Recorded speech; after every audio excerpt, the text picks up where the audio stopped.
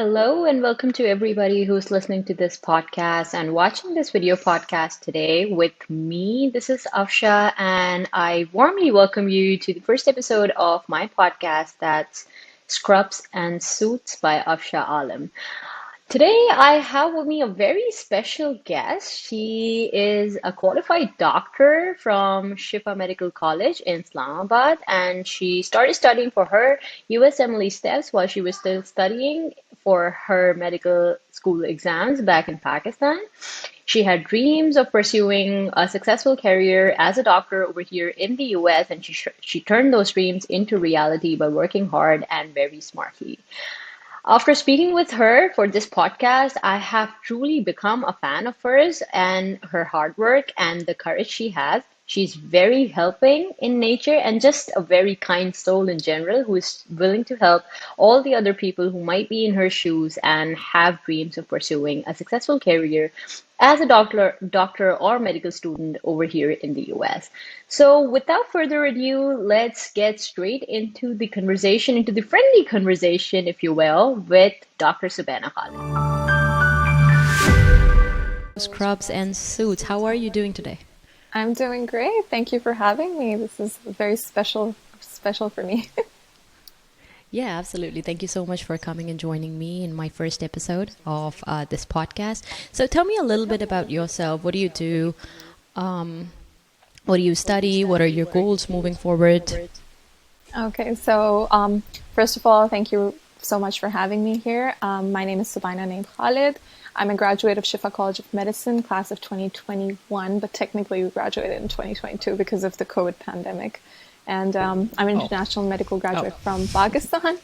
And I recently couples matched into a residency position at SUNY Upstate in Syracuse, New York Upstate. And moving forward, I currently plan on finishing my 3 years of internal medicine residency, hopefully matching into cardiology in the future. But that's still debatable as of now. Oh, that's great. That looks like very ambitious of you. So you say you have finished your education already. So are you an MD already in Pakistan?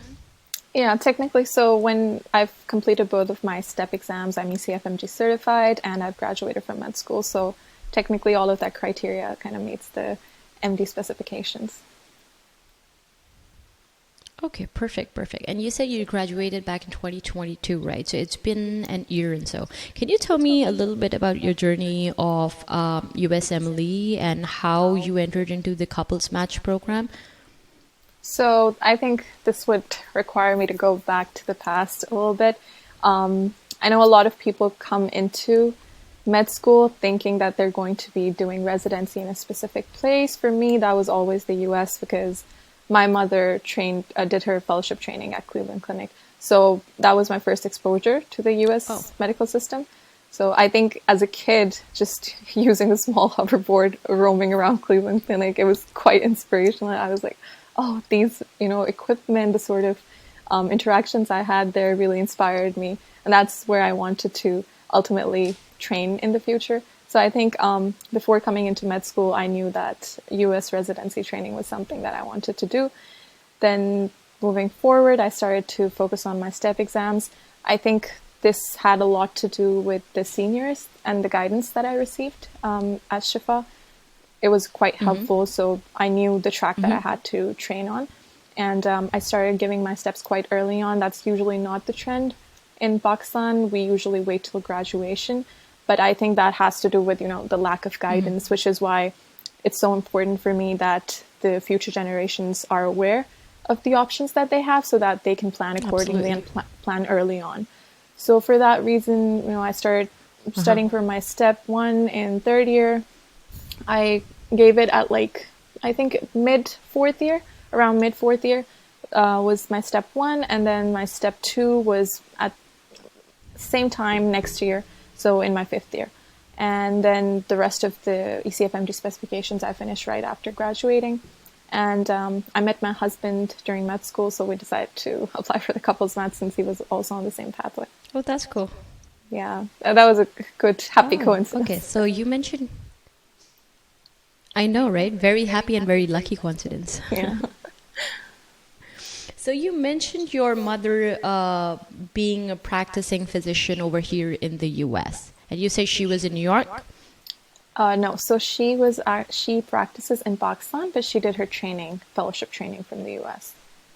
Oh. So basically, you this was something that you probably had in your genes, or maybe this was something that you like imagined seeing yourself ever since you were born, maybe, right? Yeah, I think for a lot of us kids who were brought up in medicine families, it's sort of the only thing that we I see know, while right? growing up, especially the humongous Uh-huh. shelves of books that we're trying to go through and I trying to know, right? understand. So I think you kind of get Uh-huh. catapulted. That's very true, which is why a lot of people, ask me, "Oh, is this really what you want to do, or are you being pressurized into it?" Which is very true that a lot of I know. kids from medicine like backgrounds do get You're pressurized right. into it. Yes. And that's a very real issue. But I think for me personally, very lucky that that was something that I wanted to do myself, and I did have the freedom to choose. But I did want to explore other avenues, which I would recommend everyone to do before they do start the medicine journey, because it is quite hard. It requires a lot of dedication. So if it's not I know, something that right? you want to do, Yeah. like absolutely not, do not come here. You just need It's to be it's not sure. something that you can do just yeah, so it's just not something that you can do as something that others want you to do, you know? It's something that you are pressurized to do. I mean, I have seen folks and I have some friends who have been pursuing the journey because their parents wanted them to, but what they end up doing is just like after they're done with their MD degree, they just stop practicing, and that's like Oh, for sure. that's No, brutal to that's see. very true. Yeah, that's very true Yeah. because like there isn't you put in not just a lot of years into this degree, pursuing this degree, it's just so much mental and physical effort, like with any degree, right? But if you're going to put in so many years, so much of your mental headspace into something that you do not want to pursue in the future, it becomes quite hard. So this is something that I always recommend to people. I understand like in our society, pressure is a real thing, being pressurized to do medicine. However, if you do get the opportunity, please explore other avenues especially during your high school, before you start your medical journey. So just so you know that you really want to do this. Okay, Savannah, so tell me a little bit about your studying experience in Pakistan as a medical student. Yeah, I think that's like a very interesting question because it really does differ from what part of Pakistan you belong to and what institution you're from. So luckily, I studied in Islamabad at Shifa College of Medicine, and we already had a pretty established alumni network abroad, Mhm, which is what my career goals were. So I mhm. think that's also like something you should look towards when selecting a med school for yourself. Because if you do want to go abroad, you should probably, select a med school that already has a stronger alumni base. It just makes things a lot easier. I know it did for me. So, for example, something that's really important is your medical school having like a modular system that's now required by US institutions for ECFMG certification. So we already had that in place, which makes transitioning a lot easier. And a lot of the content is the content that's being tested in your STEP exams. So Oh, that was a great plus for me. Other mhm. than that, I think just having established an online network and being able to ask your seniors for guidance, having faculty that has trained in the same system before, of I think course, that's a blessing. connections. Yeah. Yeah, it's 100%. They have connections that they can refer you to, Hmm. especially for, US clinical experiences. Although I think we did, my batch had our fair share of problems with that just because COVID hit at that time. So everything Oh, closed down. That was hmm, super unfortunate. But I think, it does definitely help a lot. So my experience overall was very positive. hmm. But I think it does differ from, person to Person to person. person, yeah, and university to university, I'm sure. So you mentioned modular system. Can you explain in a little detail what exactly that is? As I'm completely naive to this thing, I'm more into the pharma industry as I'm a pharmacist myself. So excuse my dumb questions, if you will, but I might be asking you questions that are like absolutely naive to the space, just so for the listeners or for somebody who's like entirely new to the space, just like me, would get a rough idea or a more in-depth understanding of what exactly we're talking about. So what do you exactly mean by the modular system? No, I'm really glad you asked that question because I think a lot of people, even from the medicine community, if they're not from institutions that have the modular system in place, would probably, have that Don't know question what. in mind as well. So, just to, this is more of an oversimplified explanation, but I Mm-hmm. think this would probably get the point across. So, in most medical schools in Pakistan, especially the government ones, the system in place is sort of like the first 2 years, you're doing everything subject wise. So, you have a block that's just going to be testing physiology, anatomy, different parts of medicine. Instead, when we do the modular system, we have all of those different aspects of medicine, but in one block related to one system. So, for example, if we're having a GI module, you're going to have the GI physio, you're going to have the anatomy, everything included Oh, in GI. so like Okay. everything that you need to know about a particular topic. Yeah, exactly. Oh, So they okay. do it system wise, which honestly, like in my opinion, and That's the which best thing has to been do. proven pretty, yeah, it's pretty helpful because when you're studying one system, just being able to know everything about it, like how would you go about understanding just the physiology if you don't understand the anatomy? That's Exactly. always like kind of puzzled me. It's so much Mhm. harder to do that, like I if you know because just know I've all studied physio. that way myself, so I completely get your Yeah. point. So is it like, are you Yeah. So saying I is think it's like just the, something that's much more efficient in my opinion. so you Yeah. mentioned like the first 2 years of medical school in Shifa, so do they like employ the system from the beginning, or is it like after the first 2 years of medical school? So it's like employed from the beginning. It's just the Oh, modular system that goes all throughout the 5 years. Yeah. oh, perfect. So like for a particular topic, let's say cardiovascular system, you would get to like study everything. Does that include the chemistry part of it as well, like organic chemistry and inorganic chemistry and pharmacology and stuff like that? Or is it just the anatomy, physiology? So it's mostly the anatomy, physiology, and the biochemistry because that's the Mm-hmm. basic, the Mm-hmm. foundation that needs to be laid down in the first 2 years. For me, in Shifa, I think the third year was covering most of the pathophysiology, as well as I think basic pathology, as well as pharmacology. That was mostly covered in third year. But I know a lot of places that do also integrate that in between. We just had purely clinical years as our last two because those are our senior years and you have to be in the wards, so you don't have as much time to study the basics, so most of that is covered earlier on. But yeah, this is like I think the most oversimplified way of explaining the modular system, but I think this is usually how it goes. Mm-hmm. And you said this is one of the things that help you like study for your MLE, and this is the system that they employ over here in the US as well. Yeah. Oh, So for perfect. just with regards to the MLEs, I think um, this is something just as an advice to all the med students out there who do want to pursue the medical USMLE pathway. I would Hmm. suggest, studying books like First Aid that they do use in the US alongside their Hmm. course core books, because that's something I didn't do from my first year, which I wish I did. I started studying it later on. And honestly, like it helped me so much understanding the stuff that I hadn't understood in my first 2 years. So if I had done that in retrospect, it would have been even easier for me to get through my first 2 years. So I think, yeah, the modular system is definitely very helpful.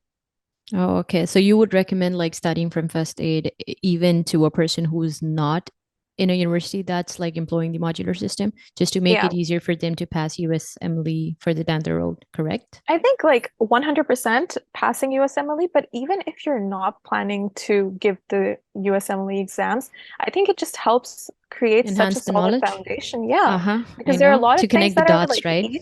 Yeah, so like no matter what sort of fellowship or residency experience that you're looking for, whether it be the PLAB or the US or Australia, even if you're studying in Pakistan, you're going to Mm-hmm. need to give the residency exams, right? And I Mm-hmm. think for that, you just need to have a very solid base, especially for your first 2 years with all the basics of anatomy, physiology. And if you're studying from the start with books that do supplement your knowledge in regards to higher quality exams, I think that would definitely be the best approach. I wish I knew about this earlier, or maybe there was something like that in pharma for us because we don't have much of physiology and anatomy. I mean, we have a couple of physiology classes in the beginning of the of the school, but we mostly study like 8 to 10 semesters. We have pharmacology, and then it's Oh, so hard to connect the dots between pharmacology and organic chemistry, and then medicinal chemistry. And then when you come here and you have to take all those exams, this is exactly the system that you're talking about. But I had no clue it's called the modular system. So yeah, thank you very much for telling me that. So yeah. you mentioned you started studying for your USMLE in the third year of your medical school, right? Can you tell me a little bit about your journey? Like, how did you actually started doing it? I mean, I know you were in the modular system because of the university that you were in, and it kind of helped you in the process. But I mean, did you have to like study separately for the boards and then separately for the university exams because you have to pass that in order to like go to the next year? What was your approach and what resources did you actually follow in your third year?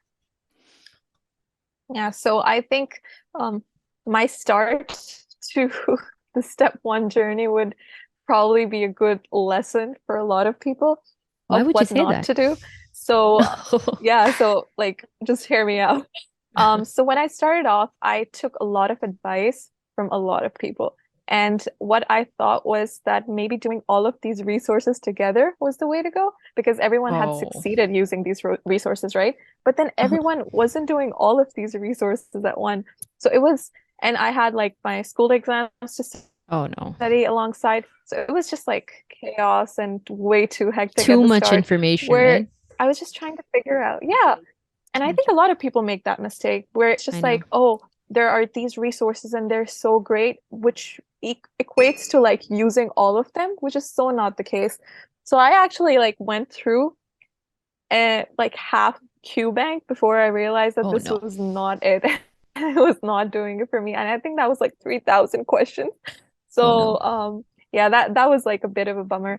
And some they're like these video series that people recommend, Boards and Beyond, which are Mm-hmm. great to clarify your Is concepts. it on YouTube? But for someone, yeah, it's like I think now they're available pretty readily everywhere. But Uh-huh. at that time, we just had it was just available on subscription Okay. online. Okay. So I was using those to clarify my concepts, but I think I wasted a lot of time restudying the stuff that I already knew.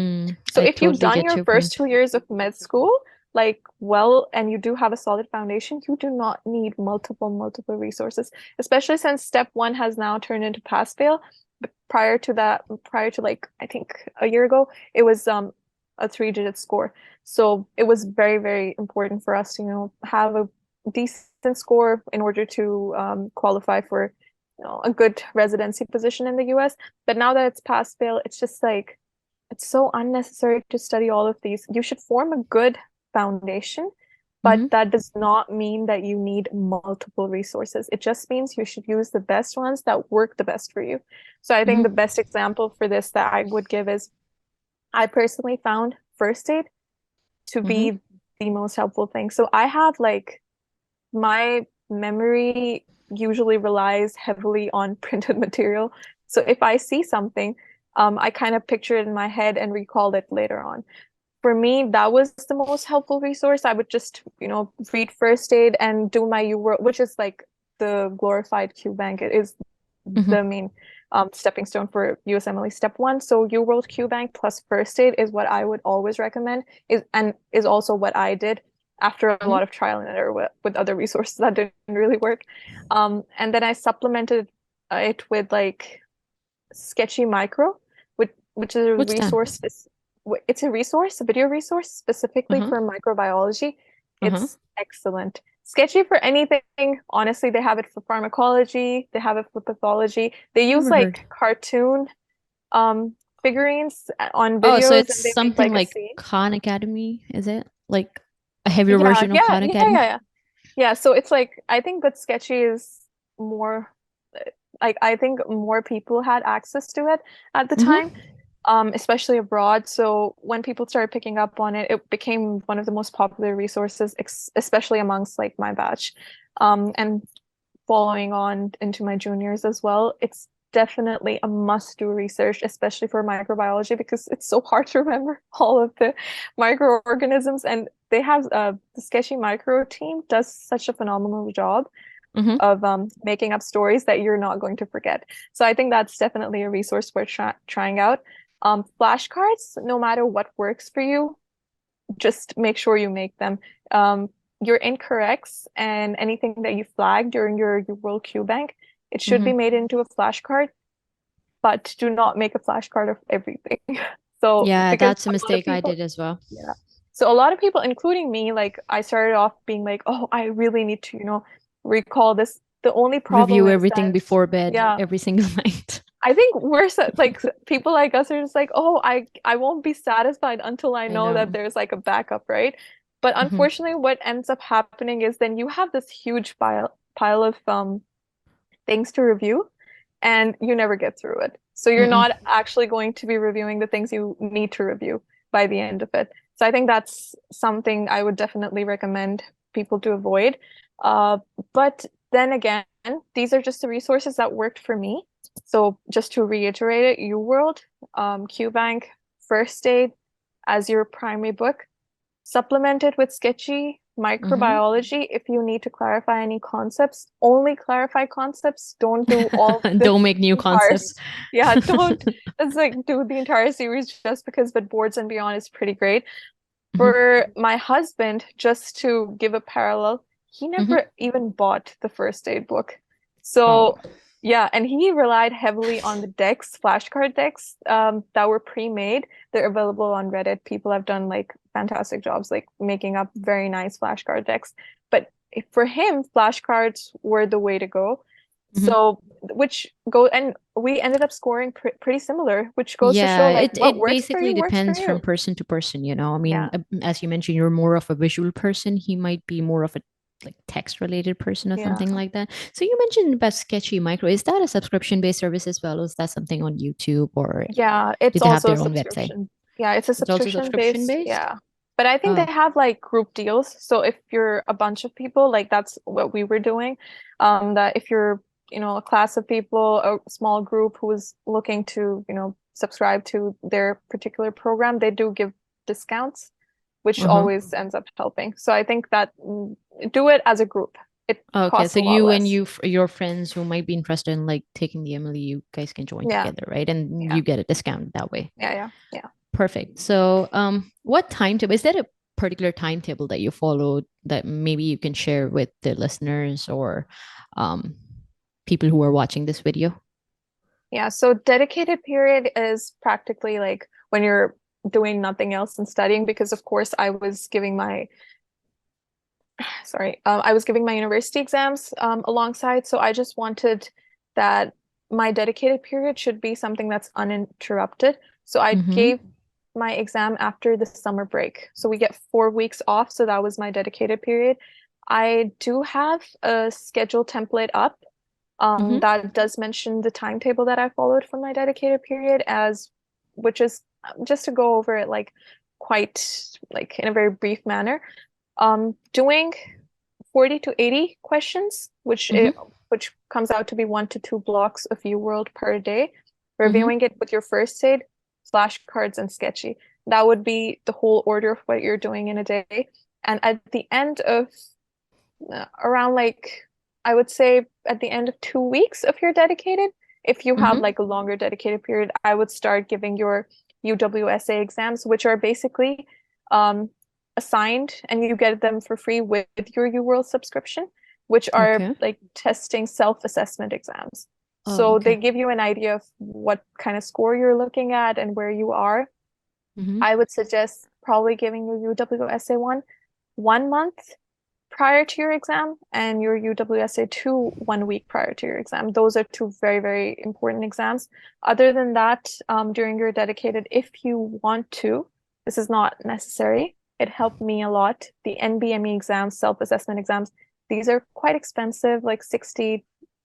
I remember like buying them for $60 or $30 a piece, something like that.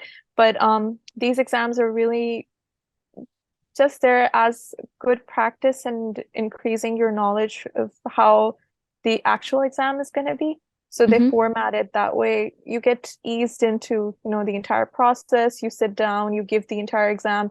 It takes quite a bit of your day. So you kind of get How long are stamina these? practice as well. So it depends on like what exam you're doing for the UWSA one. I Mm-hmm. think it was I had to do 5 blocks, and one block is 1 hour. So technically 5 hours without any breaks. So that's kind of how it goes, but it helps you build your stamina for the actual day because the Hmm. actual day can end up like being 8 hours long. Oh, so So it's an 8 hour long exam, MLE yeah, part it's one. quite. Yeah, And yeah. how No, many no, both of breaks? them. Both of them? And how many breaks do you guys get? So for me, what I did, I wouldn't recommend, but I had a great time doing this. I gave 2 blocks in a row. So usually what people do is take a Whoa. 5 to 10 minute break in between. And if you don't take your breaks, they keep adding up. You get like 5 to 10 minutes off in between each block. But if you're doing a block, this is just like exams taking strategy, right? So Hmm. if you're doing a block and you're doing really well and you're Hmm. ending it and you're in a good flow, I really don't There's no because point to at that like stop time it, you're right? You're yeah, in the state of flow. Yeah, I get your exactly. point. Yeah, and you're like your brain is already wired up and you feel good. You should just go ahead and do 2 blocks in a row and then take a longer break just to give Hmm. yourself a restart. But I Hmm. think, some people take it really does depend on who you are and what works best for you. But if you do take a break after every exam, I wouldn't like say that you should take a very long break. 5 to 10 minutes at max is perfect because if you take a longer break, and then you go down and you have a bad block, and then you need your break time It and you messes don't up the have entire it, thing. Yeah. yeah, that's just not good for you. Sometimes I know some of my friends who had trouble completing their blocks. Mhm. Imagine you don't have time to complete your block, then you probably do need a break to get over the I fact know. that you left 3 questions, right? So basically, you So have to like the how much is the break time? Like, what's the maximum limit of the break time that they give you? So there is no maximum limit. It just Hmm. keeps adding up. It's like it starts with 5 to 10 minutes, like after one block. But if you don't take it, it keeps adding up. So Towards technically, the I next think, one. yeah, Oh, okay. around block 6, I took like a 15, 20 minute break because I was just like, I might as well Frustrated. because I had time. Yeah, I was just like, you I'm you done. feel kind of done. You're just I like, know. yeah, I need some time off. So So I how think many you should probably blocks are stay there. there? Oh, okay. So So how many blocks are there, like so there are in the eight entire exam? blocks. 8 blocks in total? Yeah. Yeah, And in we're talking total. about step one, just in general, or so eight No, blocks no, in step both. one and then the both. So you Yeah, could, yeah. I'm sorry for being a little naive once again. So you can take step one and step two at the same time. Is that what you're saying? No, no, no, no. It's And then like what? 8 blocks per 8 blocks exam. per Emily, Yeah, right? So per you Emily. took step one in the third year of your med school, Fourth and then year. in the fourth year you Yeah. started preparing for step one and third year of your med school, Yeah, and then I started studying for like mhm. according to the USMLE exams, not preparing for the exam itself, but just clarifying my concepts just Yeah, to like go according yeah, to it. like Yeah. just setting the standards from Yeah. you started setting the standards from third year, and then you said you took your step one in the fourth year of med school, and then you took your step two in the final year of your med school, which is the fifth Yeah. year, right? Yeah. Yeah. Oh, okay. And then there are 8 blocks per exam, Yeah. correct? Yep. Okay, okay, perfect. So you mentioned about the timetable, the exact timetable that you used in your third year of med school to study or prepare yourself or to set the grounds for taking the MLE in the fourth year of your med school. And you Yeah. mentioned you had like a dedicated period of like 4 weeks. Is that the only amount of time that you studied for this highly complex and so popular exam? No, so I think Thank God. like I said, at the end of third year, I knew I wanted to take the exam. So like fourth year portion, I think I wouldn't study much because I had other, my school exams going on as well. So I wouldn't get a lot of time to study. But I think for my dedicated itself was like 4 to 5 weeks. But other than that, I did have like quite a bit of my U World done before I started my dedicated period. That's just something, it wasn't obviously, it was scattered. I wasn't doing one block a day. Hmm. So most of it wasn't still in my head. The actual portion that I did study properly was my dedicated period, which is the same for everyone. But Hmm. in the US at least you get to have your own board exams coincide with your step exams. So at least you're studying the same material. Hmm. We, on the other hand, international grads have the Yeah. unfortunate yeah, problem of, studying material that can sometimes be completely different. So that's what was going on for me. But I think for someone who's starting from scratch, because like, even if I think about, oh, when did I seriously consider giving it? Even if someone's starting from scratch, it shouldn't take you more than 5 to 6 months at max to be ready for to be ready to give the exam, or at least to start your dedicated period. I think 5 months is good enough, and then you can give 4 weeks for your dedicated. So I think that's sort of the timeline I would suggest people to look at. The 4 weeks dedicated period would be something that we call the revision period, correct? Precisely. Yeah, revision for some. For some, it's just like, oh, like they That's the haven't only time studied available. much. Yeah, that's the only time available, which honestly, it does happen. And I've seen people succeed doing that as well. It's just how much you can study in a day. Some people don't have the stamina. I personally do. I can sit down and study the entire day. So for me, Really? I think even if I got 5 weeks, I could study quite a bit. But I know a lot of people for whom it's just not possible. So I think it depends on how your studying habits are. So for the 4 week period, the dedicated time in your language, Yeah. were you like studying for the entire day, or how many hours in the day were you actually studying? Like just to be general enough, just a rough I idea. Yeah, I think I was studying pretty much the entire day. Oh Like that's not boy. even a joke. Like after waking up, I think I would take an hour to do my breakfast, get everything else sorted, and then the rest of the day, other than like 30-minute breaks to eat and or Just like like go to the bathroom every and stuff. single second of Oh yeah, breathing. it was horrible. Oh my God. That's pretty much how dedicated it is for everyone though. Whether you ask US grads or, international grads, it's pretty similar. But yeah, that Mhm. it is what it is. I think if you put in the time during your dedicated, because that's right prior to your exam, right? If Yeah, you I mean, put in 4 weeks time is a at good that, sweet spot, yeah. right? So if you put in the time at that point, you're going to reach your the Hmm. highest point of your, mental revision, everything right before your exam, which is like the ideal scenario. And So you would, yeah, go ahead. especially if you're like, I think if you're giving yourself assessments during that time as well, Yeah, and that's then exactly what my next yeah, question was. So, and you see like a dip in your self-assessment, the uh-huh. only way to move forward from that is make sure that dip doesn't come again. So Hmm. for that, you need to be studying or like at least revising the stuff that you've gotten wrong. And I think even for that, you need practically a day just to get through the self-assessment I know, itself. right? Yeah, because you Yeah. mentioned it's like 5 hours or so. Oh Yeah, my it's God. and the previous NBMEs didn't even have explanations. So we used to like try Oh, to go on Google and write down each oh question to find no. explanations if anyone had explained the question. But I think the newer ones do have explanations. So But that's now something that we have the AI power now. So like anybody just copy and paste the question on ChatGPT and it would tell them all the answers. So there blessing, was a honestly. recent, it's blessing is a smaller word. I mean, there Yeah. was just a survey about the AI being qualified enough to be a neurosurgeon, and it did qualify. So it was like, Yeah, the that's a AI slap right passed the step there. one and Yeah. step two exams. I Yes. I I was was like, like, that's a well, slap right there. yeah, Though it just has like two what are years we or 2 or doing? 3 years. I know, right? We have wasted our entire life Yeah. studying. So, so you mentioned you did take your USMLE step one in the fourth year of your med school. Tell me a little bit about that. I mean, so you used like you used to study day and night for like 4 weeks in a row when you were in your third year of med school, and then you moved to Fourth the year. fourth year. How exactly did you go about it? How far away were you from your actual medical school exams when you took the MLE? How do you actually have to take the MLE? I mean, is this something that can be done online, or do you have to be over here in the US?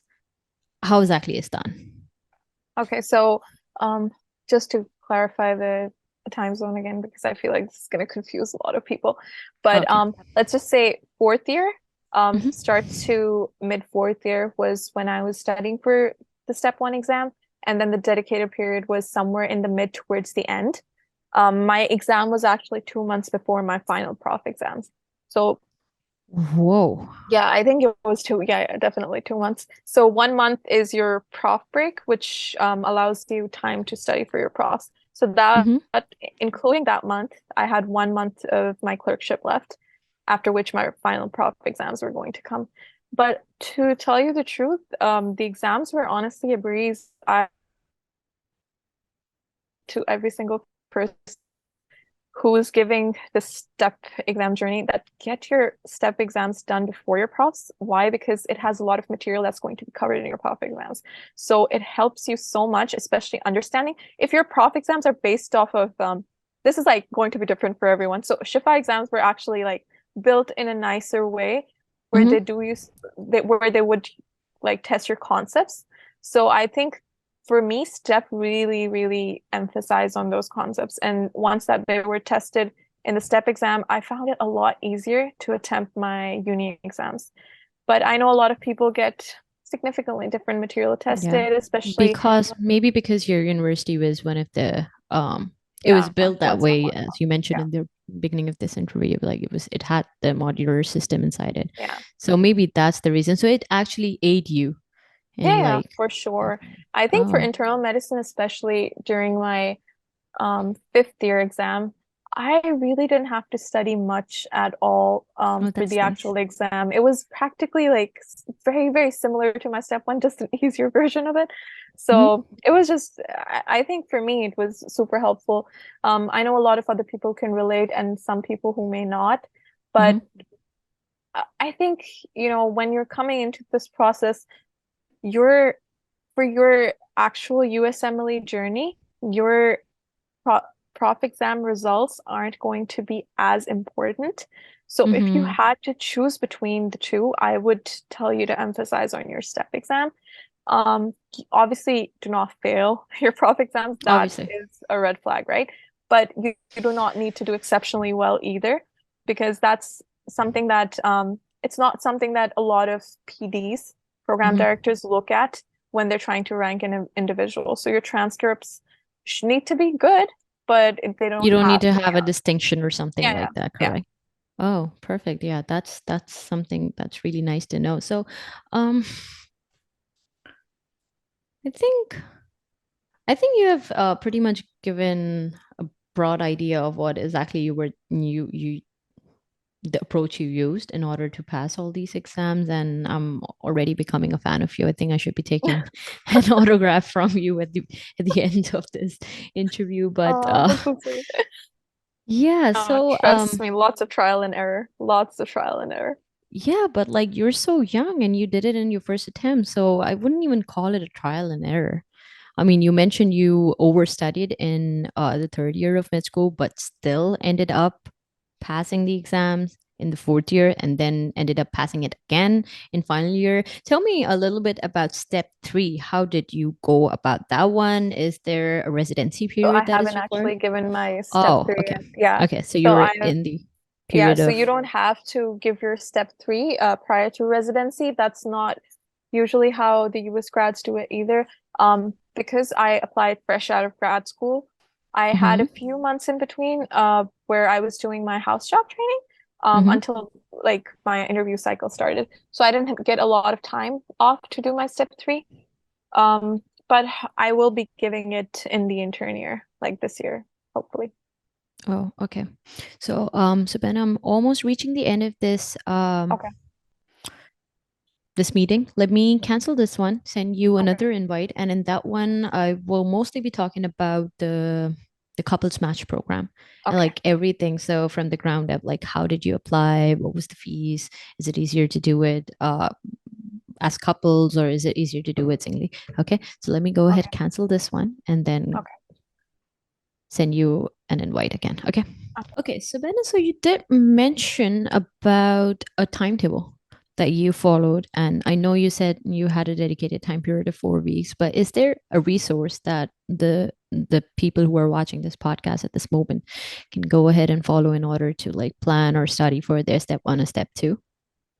Yeah, definitely. So I've actually shared the exact timetable that I had followed for my dedicated period on the public Instagram handle. It's Mm-hmm, Subaina Khalid.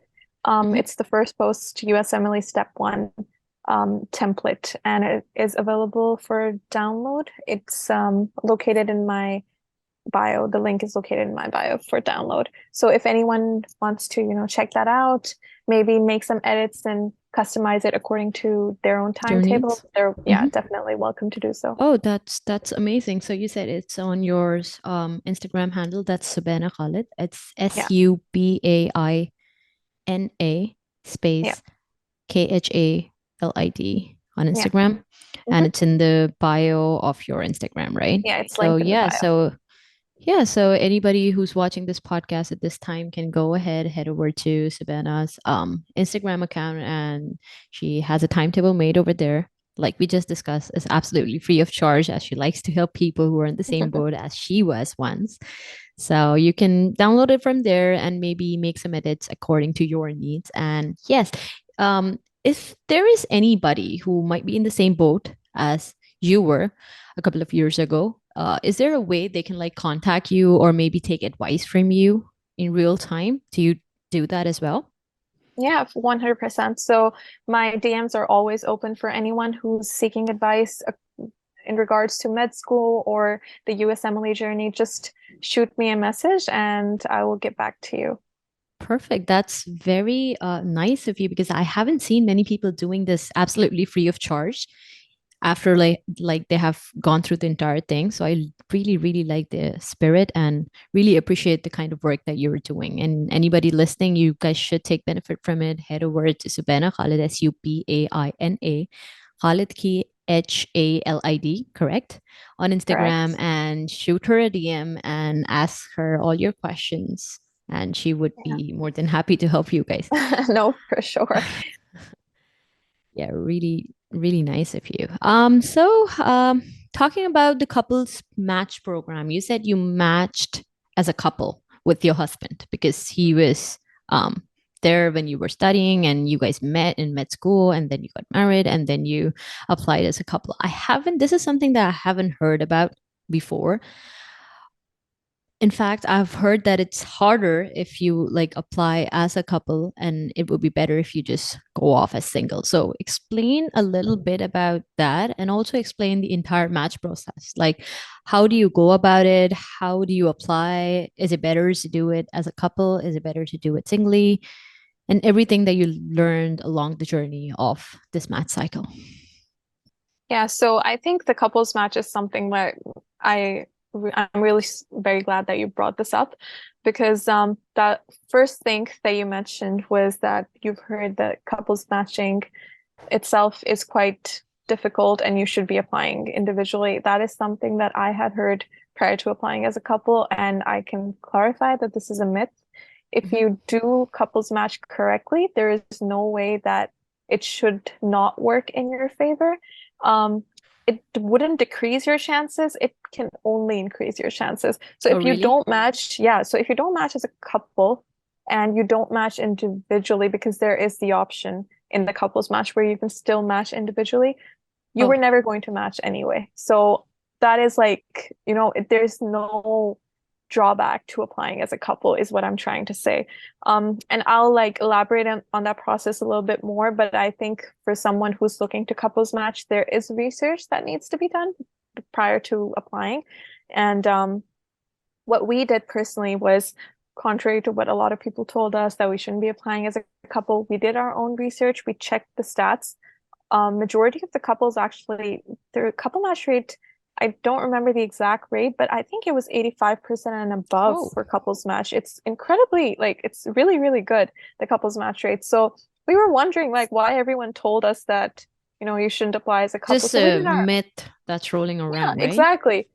So, being in the process itself, I can only say good things about it. I think a lot of programs, especially now, considering how tough residency is, want you to come into the program with some sort of a support system in place, whether that be your friends. So you don't have to couples match with your significant other. You can couples match with your friends if needed Oh, really? or You can do that? siblings. Yeah, it just needs Or to be you a can pair. even do it like with your fiance. You don't have to be like Yeah, yeah. legally married. Is that a thing? Yeah, Oh, 100%. So you can apply for a couples match with anyone. I was actually really? watching a video on the couples match, and something very funny I came across was, oh, if you have an enemy.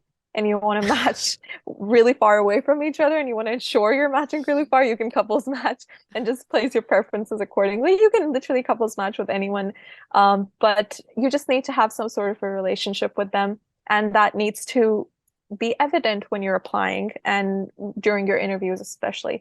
So for us, when we applied as a couple, we signal there's something called signals, which is basically your top preferences, which you send to programs, and it lets them know that you're in their top seven, or you're one of their top preferences. They're your top Hmm. preferences for you. So we made our signals slightly overlapping, but a little different as well. Even though we liked all of those programs, we wanted to, because we only get 7 signals, we wanted to signal as many programs as possible. So we had some overlaps, but we had some different programs as well. And for me, I remember that during the interview cycle, one program reached out to him for an interview, my husband, and I emailed them letting them know that my husband had received an interview and I was extremely interested in the program. And even though I had not signaled the program, they still sent me an interview the very next day. Just because you coupled match. Yeah, yeah, because Oh. they liked my husband's profile, and they wanted that someone who was a support system for him and also had a matching profile that was, according to their credentials. If there was another person that could be there, they did want to interview them. So I think it's very, very helpful, especially if you and your partner or your significant other have a similar sort of profile. Hmm. Because if one of you has really high scores and the other one has really low scores, I don't know how helpful that would be, because when you're applying to a program, it might be only taking people with lower scores or people with higher scores. And there are Hmm. programs who specific specifically target like smaller, number of individuals with lower sets of scores, because for some reason they do not think that the higher scoring candidates would rank them higher. So this is something, just a very odd experience that we had during our interview cycle. But it's just, I would recommend applying as a couples match if your profiles are sort of similar. That would definitely increase your chances of getting interviews as a couple at the same program.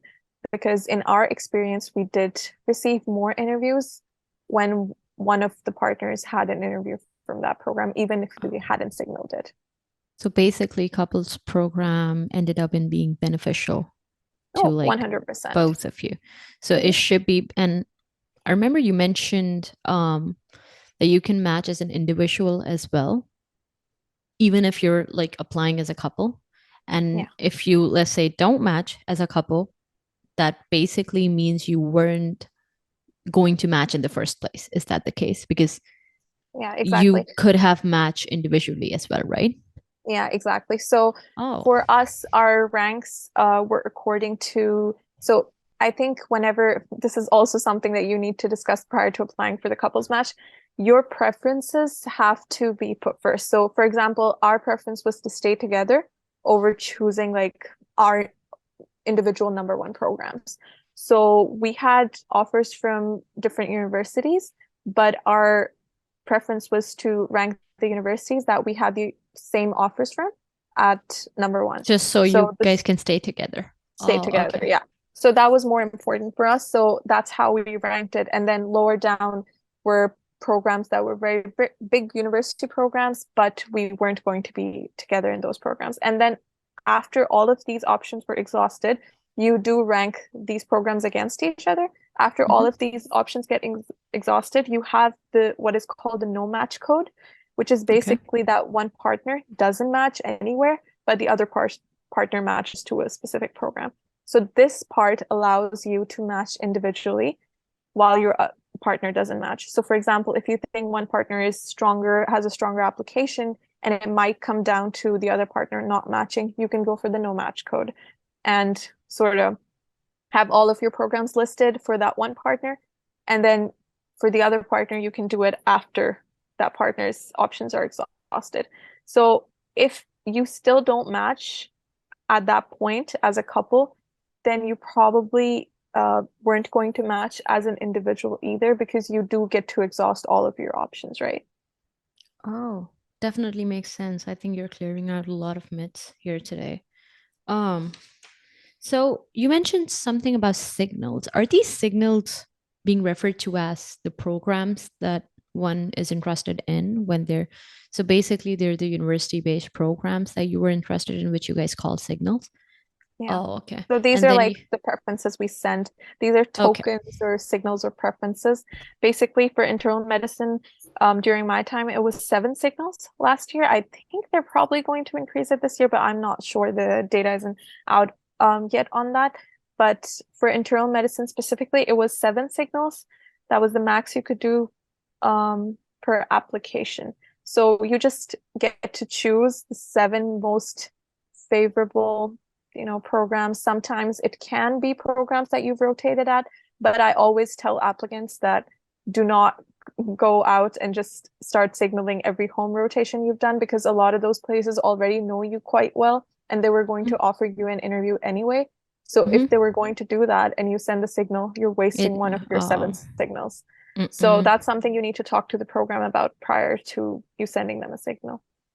Oh, okay. Perfect. Makes sense. So tell me a little bit about how do you exactly start the process of like matching and like let's say somebody's done with step one and step two. What Okay, comes next? so How exactly you go about it? What does the fee structure look like? How basically you start from the ground up? yeah, so for in order to apply, technically you can apply without ECFMG certification with just your step one score.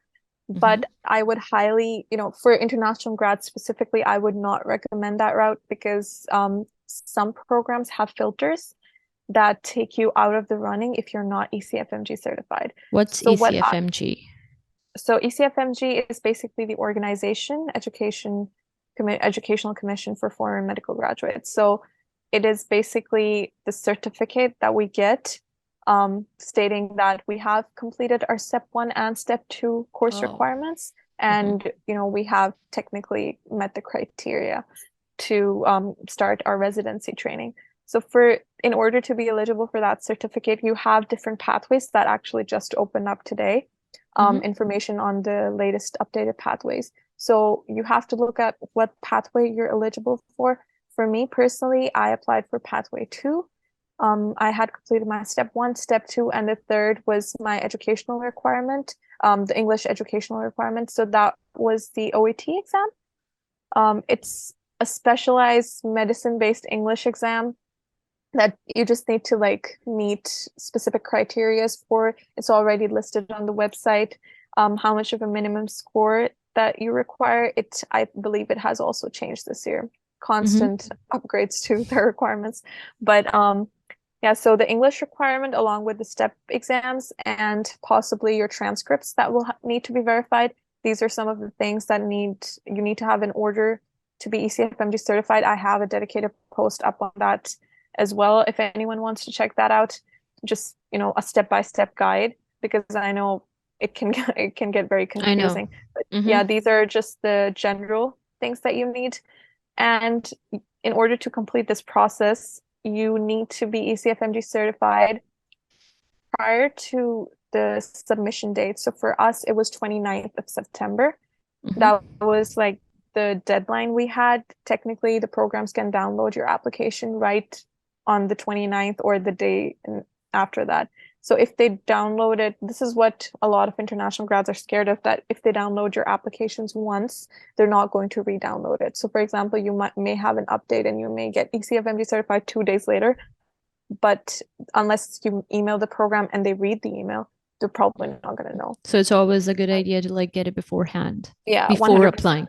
Yeah. Okay. And keep in mind that it can take like up to a month, which it usually did for all of us in order to be certified. So apply well in advance. I would say, August would be the latest you need to, and don't wait till the end of August. That's like too If it's nerve-wracking September. thinking about it. Uh-huh. Yeah. So I think it might be earlier. The deadline might be earlier this year. So just keep a lookout and make a timeline Mm-hmm. that you have to get these things done by, especially like the OET exam. I know a lot of people are struggling finding seats in time Mm-hmm. for that, even though that's probably one of the easiest components of the entire process. But if you can't find seats, then Yeah, you're not then it going to be messes up the certified in entire thing. time. Hmm. Yeah, So the so OAT is a part of the ECFMG that we were talking about, or the OAT is an entirely different specialized English exam for like medical it's professionals like different. yourself. It's completely different. So Yeah. does it like aid in the entire It's process? Does one, it yeah, help? it's one of the requirements that you have to meet. It's the English language requirement that you have to meet for ECFMG certification. Oh, okay. So it's like TOEFL, IBT, and Yeah, practically. IELTS for like universities over here. Oh, okay. It was And practically IELTS, but with medicine content. so why would they call it an English exam? Just because it's in English? No, no, no. It is like it's practically just an English exam. Like it's practically just IELTS, but it's related to medicine. So the stuff that, the content of the It's English medicine related. literature is going to Oh, be related to medicine. Yeah, oh they'll my give you God. like a So they make it medicine fancy, research huh? paper and stuff. It's Oh, just it's just like fancier version of yeah, IELTS, right? I've given the IELTS. So I was just like, this is practically the IELTS exam. Okay. And is there like a scoreboard that you need to like maintain, just like in IELTS or TOEFL? Because I haven't given to IELTS, but Yeah, basically. I've given TOEFL, and there's like a score limit Yeah, for IELTS like has like a universities. band. Mm-hmm. So yeah, so this has like I'm not sure exactly what it is right now, but I think it was 350 for us for each portion in comparison to IELTS, which has a band. So there's like a minimum score requirement you need to reach in all of the components. But like all the Speaking. requirements that you're talking Yeah, about should be there on the CFMG website, yeah, isn't it? yeah, it is. Okay. And then you mentioned Mhm. you also have a post regarding to it on Instagram. Yeah, I have a Perfect. dedicated step-by-step guide that I made for the CFMU certification if anyone needs to check it out. Perfect. Perfect. So once you take the certification, what's the next process? Like, what do you do? So after getting ECFMG certified, you need to, well, you can technically apply for this earlier if you're running a bit late on the whole process. So for me, I had gotten ECFMG certified prior to me purchasing a token for the mat cycle. Once you purchase a token, you have a My ERAS profile where you have to fill out an ERAS CV, which is practically your CV, but a little bit fancier, more organized. They have their own templates. They have their own font, so you just fill information in. Mhm. Other than that, you need to have an ERAS headshot. That's really important. That's going to be your profile picture that every Mhm. program will get to see. So that's very Oh, okay. important to make sure it's professional. They have specific requirements of how your background should be like, what you should be wearing. These just some things. Just try to look your most professional in your ERAS headshot and apply for it timely so that you don't have issues with it later on. Other than that, you need to have a personal statement. Now, this is quite a tricky and lengthy process for some people.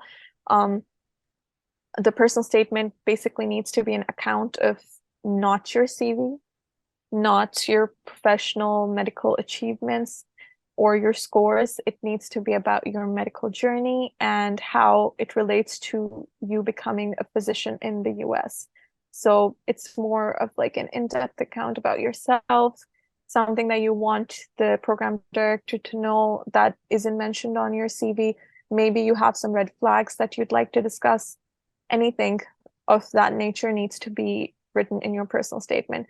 For a lot of international grads, this is probably the part they struggle with the most because we don't really have a lot of guidance. But Mhm. I think for especially like for me, it was a lot easier because I had seniors to guide me and review my personal statement. But unfortunately, not a lot of people do. I am up for reviewing personal statement. Of course, that is going to be limited post my intern year starting just because of the time constraints. But as many personal statements as I can review before that or during that time, I Oh, will perfect. be happy to. Oh, that's very kind of you. So is there like a limit to it? Like, is there like a length limit to it or something? Or is this something that actually helps you get in?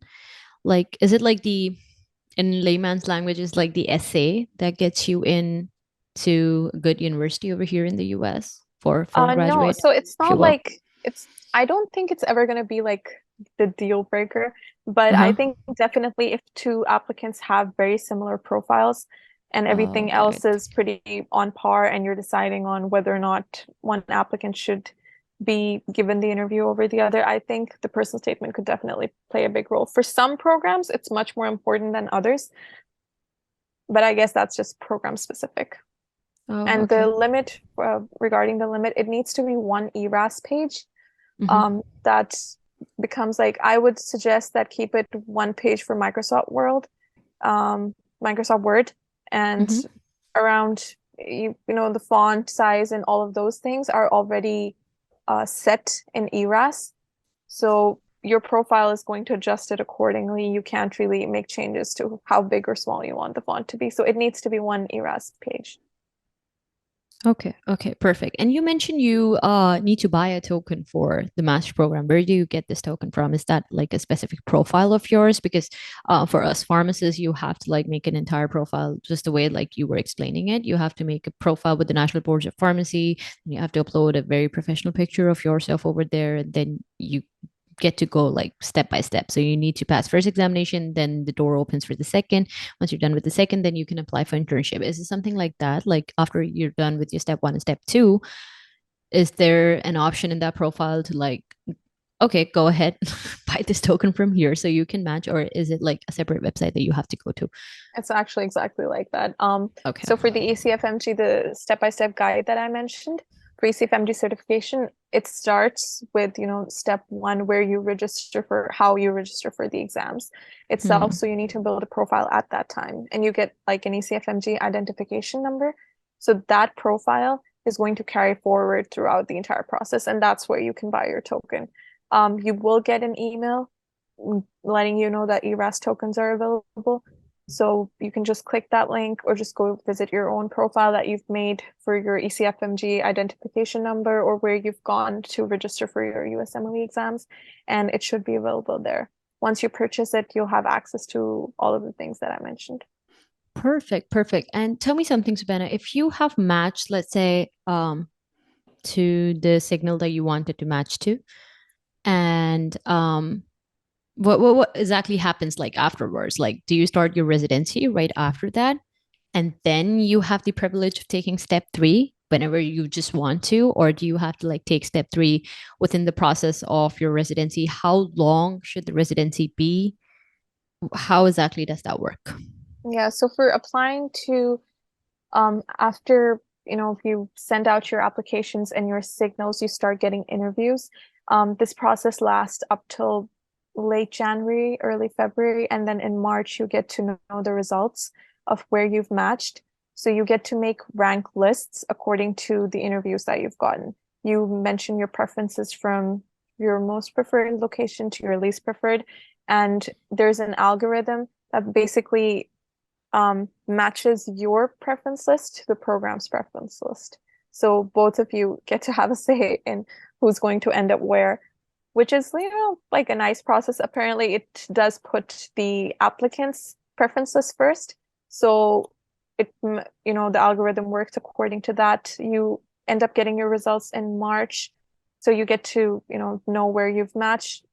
With regards to step three, I think you can give it any time after your ECFMG certification with your step one, step two done. Mm-hmm. You're eligible to give it. So you can even give it prior to your matching. Or if you haven't given it by then, which most people who apply fresh out of grad school haven't, you usually end up giving an intern year or your second year, because you need it prior to the completion of your training. You need to have given your step three.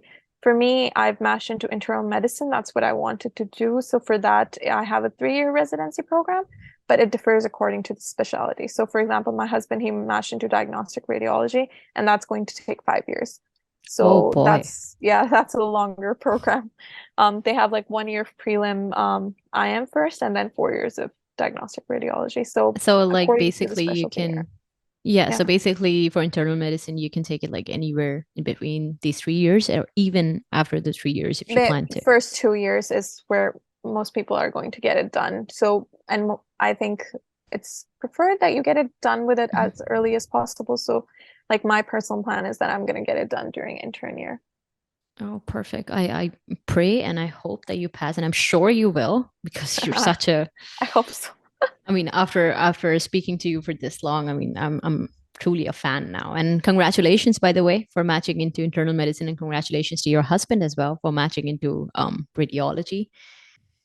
All right, Sabana, thank you so much for sharing this valuable information with me and everybody who's watching this video podcast. And thank you so much for taking out time and coming here to chat with me. I hope you had a great time as much as I did speaking with you. I'm going to share all your socials, and everybody who's watching this video podcast or listening to it, please head over to Sabana's Instagram. That's SUBAINA KHAI KHALID. My bad, for any free advices or the free version of the timetable that she used in order to like ace her step one and step two, and now step three, and in order to match in internal medicine. And if there are any other questions that you guys would like to ask, feel free to ask her. She's an incredible person and uh, a very studious person, if you will. I'm already a fan, and I'm sure you guys will be as well once you start talking to her. Thank you so much, Sabina, for taking out the time and speaking with me today. And No, I thank you feel so honored. much for having me. It was such a pleasure, and it was so nice talking to you. I really, really hope that, you know, the whole point of this being that we can guide the future students or applicants that want to come in this process. I hope we're able to get that message across. It's such an excellent initiative. Mhm. You having this platform, I think it's going to give a voice to a lot of people who want to reach out to all of these different applicants. So thank you from all of our side Thank you for so much. creating this. Thank you for all the kind words. Yeah, that's exactly the purpose. That's exactly is the purpose of starting this podcast, and I hope it reaches everybody who might be in the same shoes as you were once, or maybe as I was once as a pharmacist, or you as a doctor. And I hope we get to change the lives of all these foreign graduates as well as